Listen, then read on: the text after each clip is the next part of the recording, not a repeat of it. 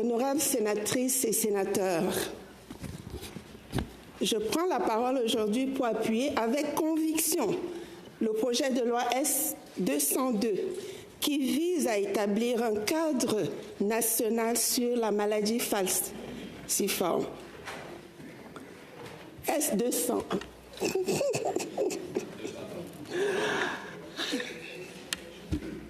Je vais recommencer, désolée, merci. Je prends la parole, honorable sénateur, avec beaucoup de conviction pour soutenir le projet de loi S-201 qui vise à établir un cadre national sur la maladie falciforme. Je ne suis pas médecin, vous le savez, mais je suis témoin. Témoin de la souffrance, témoin du silence, témoin de l'injustice.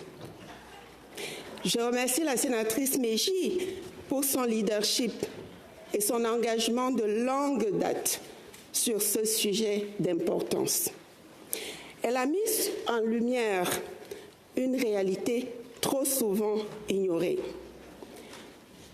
Comme elle a mentionné dans son brillant discours de deuxième lecture, cette maladie touche surtout les communautés racisées. Des Canadiens d'origine africaine, caribéenne, moyenne-orientale, sud-américaine, indienne ou méditerranéenne. Mais ce serait une erreur de penser que ceux qui sont d'une autre origine sont à l'abri.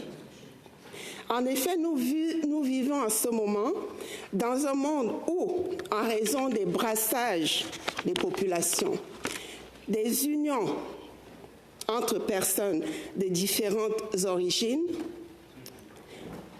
étant donné que les unions de personnes de différentes origines sont de plus en plus fréquentes, ceci n'exclut plus qu'il y ait un transfert, la possibilité de transférer le gène à d'autres groupes de notre population. Nous devons donc agir maintenant pour l'avenir de toutes nos communautés. Personnellement, j'ai découvert cette maladie au Cameroun en 1984. Mon fiancé d'alors, aujourd'hui mon mari, et moi devions passer un test de dépistage avant de nous marier.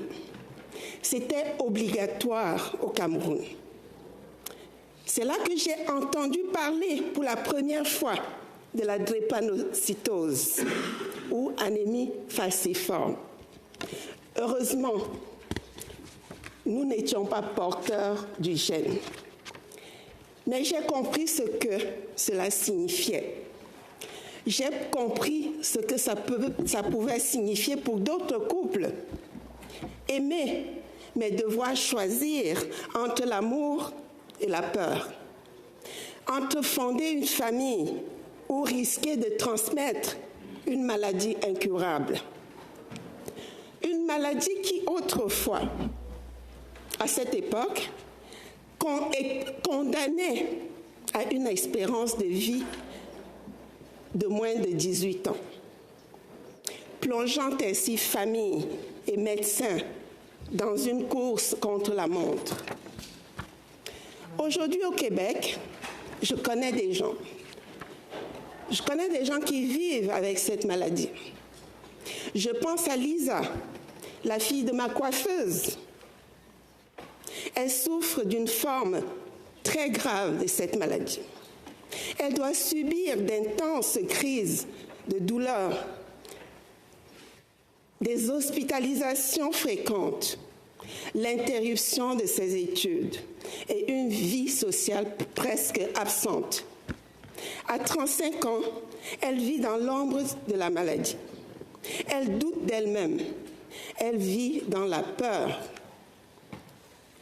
Le plus difficile pour sa famille, ce sont les coûts liés aux médicaux.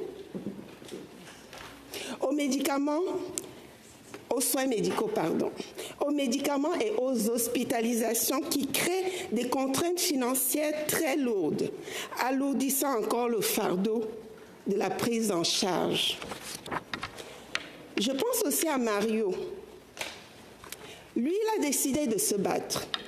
Il a étudié dans les meilleures études. Il est marié et père de 2 enfants. Il suit ses traitements avec rigueur.